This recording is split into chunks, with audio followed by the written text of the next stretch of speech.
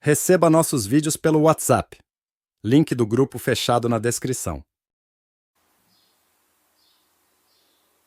Estivemos falando sobre a necessidade de uma radical mutação da estrutura psicológica humana, porquanto, como sabemos, exteriormente estão se verificando enormes mudanças, econômicas e etc. E, no entanto, é óbvio que o espírito do homem, após tantos séculos, pouco se modificou. Continuamos a ser o que sempre fomos: violentos, ambiciosos, ávidos, sequiosos de poder, de prestígio e etc. Somos capazes de nos modificar exteriormente, de nos ajustar às condições ambientes. E talvez, sob pressão econômica e etc., sejamos capazes de promover em nós mesmos ligeiras modificações. Nos tornarmos menos ávidos, mais livres, menos medrosos, menos ansiosos e menos oprimidos pelo sentimento de culpa. Talvez também possamos nos libertar de algumas das tensões a que estamos sujeitos. Mas é bem de ver que mudanças superficiais pouco adiantam. Necessitamos interiormente de uma tremenda revolução. E para termos possibilidade de realizar essa grande revolução psicológica, mental, temos de ultrapassar os limites de nossa própria mente. E nessa tarde vamos investigar se isso é realmente possível. Vivemos mediocremente a executar repetidamente as mesmas coisas, a nos ocupar com o sexo e a família, e a fazer perguntas superficiais, quando alguma coisa vem nos perturbar. E as respostas às nossas perguntas são traduzidas conforme o estreito condicionamento de nossa mente. Nunca fazemos perguntas fundamentais e jamais enfrentamos os desafios que a vida apresenta a todas as horas a cada um de nós. E quando os enfrentamos, é com os nossos limitados conhecimentos e nossa limitada experiência. Entretanto, devemos enfrentar de maneira bem diversa todos esses desafios. Por exemplo, o desafio da pobreza. O que significa a transformação radical, a completa mutação da mente humana? O que significa ser livre? O que significa ser ávido? O que é a mutação e o que é a morte?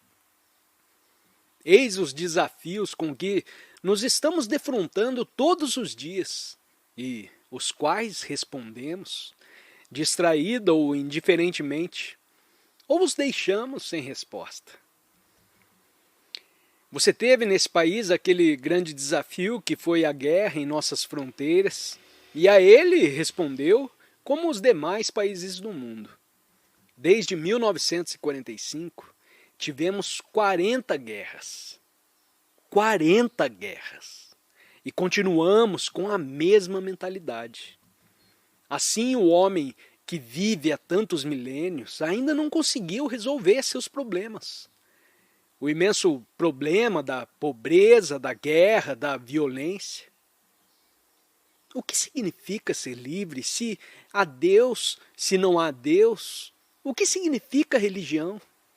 Essas coisas estão constantemente a nos exigir atenção. E parece que não temos tempo nem inclinação para elas responder seriamente. Dizemos vagamente que precisamos mudar, que a mente humana deve passar por uma inaudita transformação para poder enfrentar esses desafios. A mudança, portanto, é meramente verbal. Ou, quando respondemos àqueles desafios, fazemos teoricamente, ou de acordo com a tradição em que fomos criados. Tradição do passado, do imenso passado, ou uma tradição nova de poucos anos. Respondemos de acordo com o padrão em que fomos criados, ou consoante com um certo movimento, comunista, socialista e etc. Aqui nos ligamos. Mas essas respostas não são suficientes. porque nós somos o que somos. Violentos, invejosos, ávidos, medrosos e ocasionalmente afligidos pelo sentimento de culpa. E quando necessário, encaramos a questão da morte e indagamos então, superficialmente, se existe Deus ou simplesmente se cremos em Deus. Considerando-se tudo isso, não teoricamente, pois nos interessam fatos e não teorias, crenças ou opiniões. Considerando-se tudo isso, temos forçosamente de indagar como poderá a mente humana passar por aquela inaudita transformação. Essa transformação é urgente e não admite o tempo. Devemos, pois, investigar o que essa questão implica, isto é, se percebemos, vocês e eu, a premente necessidade de transformação, de efetuarmos dentro de nós uma mutação. E apresenta-se aí a questão relativa a como poderá a mente humana, a sua e a minha, transformar-se. Em primeiro lugar, o que se entende por mudança? Para nós, em geral, significa uma continuidade modificada. O que era é modificado no presente e alterado um pouquinho no futuro. E para essa mudança concorrem influências várias, pressões sociais, tensões econômicas e etc. e etc. Verificam-se exteriormente tantas pressões e tensões que nos forçam a nos modificar ou nos ajustar de acordo com elas. Isso, de modo nenhum, é mutação.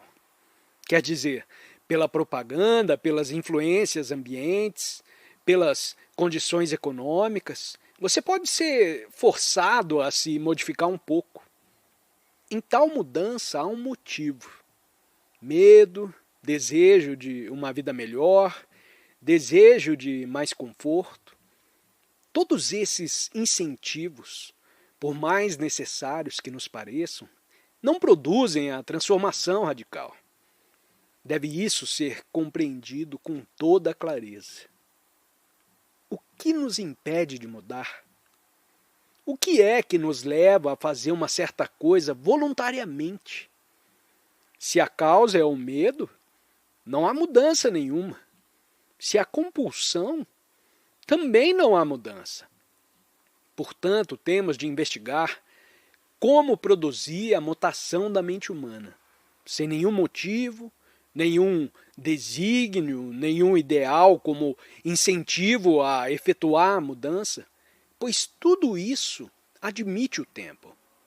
Nos cumpre, pois, investigar a questão do tempo.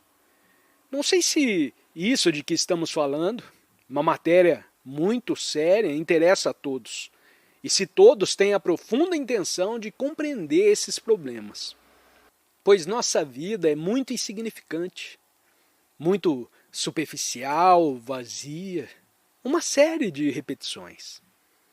Há muita aflição, não só a aflição individual, senão também a aflição do mundo, a dor, a sofrimento, e nos referimos ao sofrimento psicológico, e não apenas ao mero sofrimento físico. Assim, para compreendermos a mutação que se deve operar na mente humana, temos de compreender a questão, a estrutura e significado do tempo, e sua importância em relação à ação transformadora.